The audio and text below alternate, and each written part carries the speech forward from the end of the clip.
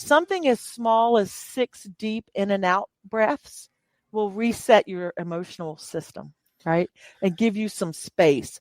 And so it doesn't have to be a big, complicated thing like a 30-minute nature walk. It can be 6 in and out deep breaths or just 2 minutes of silence and observing where your body.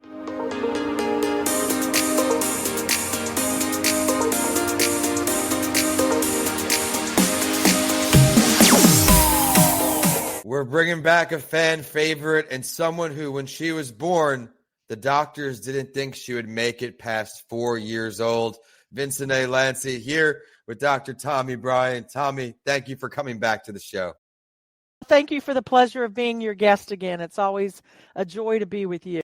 Well, I'm excited, and we'll be talking about Tomi's podcast at some point today, too. She's got an awesome new podcast out there, but Tomi's someone who has so much knowledge and experience with emotional intelligence, emotional wellness, and everything in between.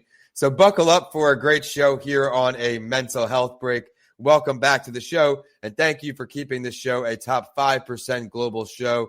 We have very loyal listeners, and I'm grateful that you tune in each week, and grateful to our guests who continue to come on and share their stories. Before we get going, let me show love to John Ford, empathyset.com. He has an empathy card set, an empathy app, doing so much for the mental health world, and Coming Alive podcastproduction.com to start your podcast journey today.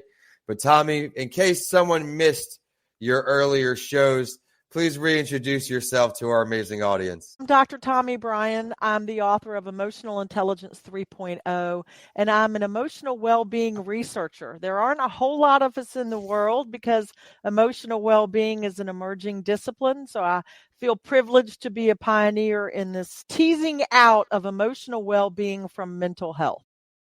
What led you to want to do this? What pushed you to this field? Fell into it. I think like all great things, I stumbled upon it. I was sitting in my living room one day and I had this thought. I thought, what's really going on underneath emotional intelligence? I wonder what it would look like if I explored that. And what came out of it was this model of emotional well-being. And that's actually what's driving emotional intelligence, is this in the way that our bodies have physical systems, digestive, respiratory, and the mind, the brain has systems. We have an emotional operating system. I don't know that we've understood enough about it to tease it out as a separate thing. And that what I see is my work in the world is teasing out this emotional operating system, understanding how it works so that we can all find our way back to emotional good health. You mentioned 3.0, the book. Let's talk about that, because that could be something everybody can go ahead and start scrolling if this sounds like it's aligned. I've had people say the book is a little academic, a little heady. And I think that's what happens when you're teasing out a new model, is you're trying to figure out all the boundaries. And so you maybe get a little lost in the detail. I love the book. It does explain the model. And then we've created assessments around emotional well-being that are really important to understanding where you are in the emotional landscape. I, for one, like the academic ties, because I would be a career student if it were free, right? If it were free, I would just compile degrees. I love to learn. That's great. Do you have another edition coming out planned in the future as things evolve, or what's the future looking like with the writing? Yeah, thanks for asking. Actually, what I've been doing is to give faster access to the material as it evolves, because I keep conducting research. I keep conducting studies. I post all my research on the Center for Emotional Wellbeing website. It's centerforewb.com, and people can go there and read what's the latest research. We actually did a political study on the difference between political parties' emotional well-being, and that's housed there as well. So a lot of rich stuff comes from emotional well-being research. And in case you're tuning in with us live, you're catching some of the video clips when it goes live. We have the website right down here, centerforewb.com. Thank you for sharing that. It's always great when guests provide new resources to our amazing listeners. I always want to bring as much value as I can.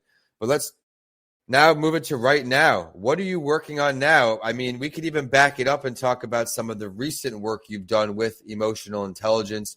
Tomi was with me last hurricane season, Hurricane Milton. We had our hurricane party, and she was diving into what the current landscape was for her. So I definitely would love to revisit that, show love to what you do, and then see how it's evolving.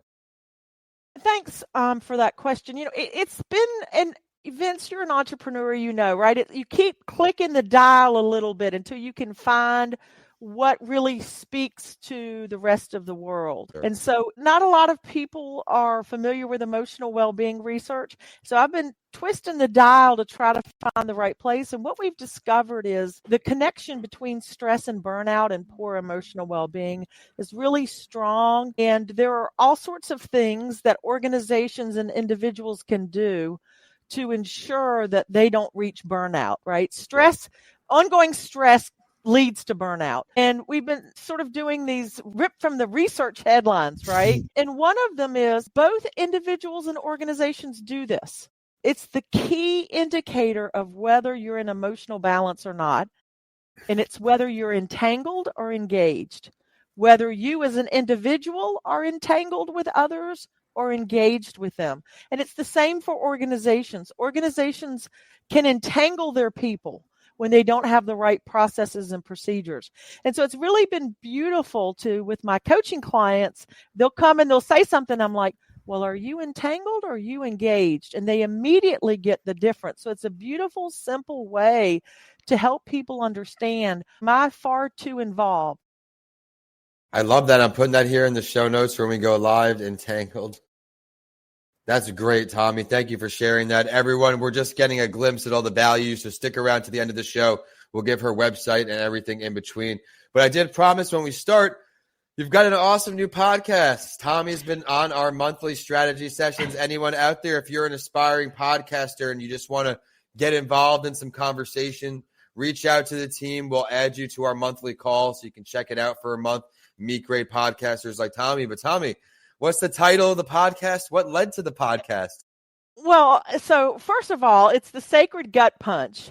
And before I dive into that, Vince, I just want to reflect back to you what a beautiful human being you are in the world and how grateful I am that we have you in the world, because you are always in service of making things better for others. And that is what makes the world a better place. And I just want you to know that I see that in you and thank you for that. Right. And I've gotten so much from you already about podcasts. Anybody who signs up is going to get a wealth of information about podcasts. But yeah, the Sacred Gut Punch podcast is about resilience. It's such an essential part of emotional well-being. I really wanted to focus on a facet of emotional well-being that spoke to people. And so what we're doing is we're telling stories of everyday wisdom keepers who got that gut punch. And how did they find their way back to themselves again after that takedown? Right. And I find human beings to be so beautiful and so resilient, and these stories so inspirational. It's just been a privilege to share with the world what others have to say. Who would you say your target guest is? Maybe someone's listening or viewing on. Who would you say would be a good fit for your show? Anyone who's struggling with one of those sacred gut punches, right? Maybe your spouse came home and said, I'm done, and walked out, and you had no inkling, right? Or you're trying to overcome substance abuse, or you're trying to figure out, where do you fit in the world? Or maybe you have an illness that's going to be lifelong, right? Some sort of autoimmune disorder. And you want to understand, how do I stand in the middle of all of this and find myself again? Thank you for putting that out into the world, everyone. We're getting closer to finding out her contact information. But if you want to click pause right now, go into the podcast directory, add that to your queue, because she's going to be putting out more great episodes. I'm looking forward to, as we're recording this month's strategy session, because we're doing a fun podcast team call where we'll be talking about our why in podcast hosting or guesting. So look out for a fun bonus episode, everyone. You'll get to meet a lot of great podcasters. And again, if you are an aspiring podcaster and you want to just connect with other folks, learn a little bit about it, this doesn't cost any money. Email Danica podcasts by Lanci, that's plural podcasts, @gmail.com. But we're going back to Tomi. I know you can give a lot of value here. You see a lot of patients. You've had your own journey. what is a piece of mental health advice you can offer our listeners if they're going through a tough time right I have a friend, Mel, who always says, no matter what, look for the light. Mr. Rogers, look for the helpers, right? Look for the light, look for the helpers. And when I say look for the helpers, look for the light, it's to remind you you are never alone. That's the point of the podcast, right? The sacred gut punch. You are not alone. You may feel alone, but you are never alone. And there's always someone, and they don't necessarily need to help you, but they can sit with you. Just being in community with like-minded people who've struggled and survived, I think that's where we can find inspiration. I can't help but smile because I know all of the good that you're bringing into the world with that. That's just getting started. So everyone, remember to take a listen to that show. Another great mental health podcast that she's going to keep putting out into the world. But I do want to touch on one thing that I know you can add a lot of value to. Beyond the buzzwords, the critical difference between emotional wellness, health, and well-being. Let's dive in. Yes. Emotional well-being is that state, right, that we achieve when we engage in emotional wellness activities, right? And so people will get all these intertwined, but emotional wellness is about the things that we do that create emotional health, that lead to the state of emotional well-being. That's such a simple way to put it the way you just did. And I hope that brings clarity, everyone out there. We have to do things that create this ultimate state of emotional well-being. And when we call emotional wellness the same thing as emotional well-being, we're confusing those boundaries, right? Emotional well-being is that ultimate state of self-acceptance that leads to wholeness. What are some things you do for you, Tomi, to get to that place in your world? You know, I love a hot bath with lavender bath salts, right? Every day at the end of the day, I'm going to put on some music that's either chanting or bowls being hit or water running. And I'm going to climb in that tub and I'm going to let all the worries of the day just float off of me. And so that's my favorite thing. Do you have a thing that you like to do? I love taking walks throughout the day, and I'm very, very intentional with it because outside I just have a long sidewalk where I am, so I can just hop out, and it just takes a few minutes, but just hitting the sunlight for a few minutes and coming back is very invaluable to me. I know it may not work for everyone, but for me, sunshine's a mood elevator, and as long as I'm not in the sun too long, like at the beach, just for a few minutes, it doesn't drain me of the energy, but actually puts the energy back into me. I try to limit my caffeine to a day or two, maybe at the end of the week. But the only way I do that is through exercise in the morning, taking walks and taking breaks. I'm a big time blocker. You've heard me say this if you followed my shows. I think you and I have talked about this before too, Tomi, where before bed, I'm timing it out. What do I have to do? Like today, 1:30, Tomi's on the calendar and all of these things. I find I'm way less stressed. I accomplish tasks way quicker outside of recordings, of course. And that's just working with anxiety opposed to letting anxiety overtake me, which I think is important. And it took me a while to overcome that hill. Would you like to add to that about that? Well, I'm a big list person too, right? When I can map out my day, it does reduce my anxiety because I can see how it all unfolds. Yeah. And I think a second thing, like you, I love exercise. I don't even know what to call myself, a semi-professional or an amateur weightlifter. I lift a couple of times a week, and that's really big for my mental health and my ability to keep myself even keeled. But what I love about the emotional well-being research that we're seeing in the world is something as small as 6 deep in and out breaths will reset your emotional system, right? And give you some space. And so it doesn't have to be a big, complicated thing like a 30-minute nature walk. It can be 6 in and out deep breaths or just 2 minutes of silence and observing where your body, what am I feeling in those 2 minutes? Those are very valuable things for resets. I've started taking on breath work more in the last 12 months than ever and taking those big, deep breaths. It may sound silly because it did to me for a long time, but just being intentional with it. Meditation was always very hard for me because of my anxiety, but with Lent that just passed, I not only gave up candy when I wanted it, but I also took something on as much as I could. I wasn't every day like the Lent, but meditation, just a few minutes. I have this Insight timer app, but like the breath work, just remembering I can recenter, take these deep breaths, a couple in, longer out, right? 2 and then 4, for example. And I think it pays major dividends when you're in a go career, especially where you need to be intentional about how to calm down, like penciling in breaks on my time calendar and everything between. But Tomi, I've had a great time, as I told you before we get started. We know what you're up to next. We know everything that's going on. When will your next, I know you do articles as well, not just books. Do you have any publications scheduled, or what can we be on the lookout for right away? Yeah, so there's no rhythm to the journal articles that get released on the Center for Emotional Wellbeing. It's just, an idea wakes me up at 5 a.m. I'm like, oh, I should write about that. I should research that. And then they'll come out. And so, no rhyme or reason to that. But the podcasts come out every other Friday. Unless there's 5 Fridays, then you're not going to, right? It's going to start over the next month. You keep showing Bryan Insights, which I appreciate. That's our assessment center for emotional well-being. People have any interest in wanting to understand what assessments are available for their emotional well-being, they can go check there as well. That's great. And I had the other website up there because we had such a good talk. I didn't realize. So, hey, I gave you the free shout out. Make sure you show Tomi some love out there with her articles. Keep posting for her. This has been great.